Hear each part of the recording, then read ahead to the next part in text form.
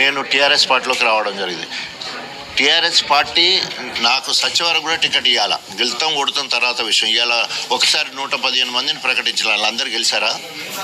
కానీ ఈరోజు ఒకసారి రిజల్ట్ చూస్తే నేను ఎంతో గొప్పగా కార్యకర్తలను సుశిక్షులుగా తయారు చేస్తే నా నియోజకవర్గం ఇవాళ బీఆర్ఎస్ పార్టీ అభ్యర్థి గెలిచాడు, నేను ఇన్ఛార్జిగా ఉన్న జనగాం గెలిచింది. అంటే నా ప్రాతినిధ్యము ఎంత గొప్పగా ఉన్నది, నా కార్యాచరణ ఎంత గొప్పగా ఉంటుందానికి నిదర్శనం. అంటే అసలు మీకు ఎమ్మెల్యే టికెట్ రానప్పుడు కూడా కానివ్వండి, మీకు వ్యక్తిగతంగా రాజకీయంగా ఎన్నో అవమానాలు ఇబ్బందులు కలిగినప్పుడు కూడా మా పార్టీ మారని మీరు ఇవాళ ఎందుకు మారాల్సి వస్తుంది? ఓన్లీ క్యాడర్ని బలపరచుకోవడానికేనా ఇదంతా? అంటే అప్పటి నుండి ఇప్పటి వరకు ప్రజా సంబంధాలు ఆత్మీయతకు సంబంధించింది గణపురం నియోజకవర్గంలో నేను అలాగనే తిరుగుతూ ఉన్నాను. ఇప్పటి వరకు కూడా గెలిచిన వాళ్ళు కానీ ఓడిపోయిన వాళ్ళకి లేని సంబంధాలు గణపురం నియోజకవర్గం నాకు ఉన్నాయి. వాళ్ళందరి తీవ్ర ఒత్తిడి నా మీద పనిచేస్తూ ఉన్నది. సో మీరు నిర్ణయం తీసుకోకపోతే మీ ఎంబడి ఉండే పరిస్థితి లేదు.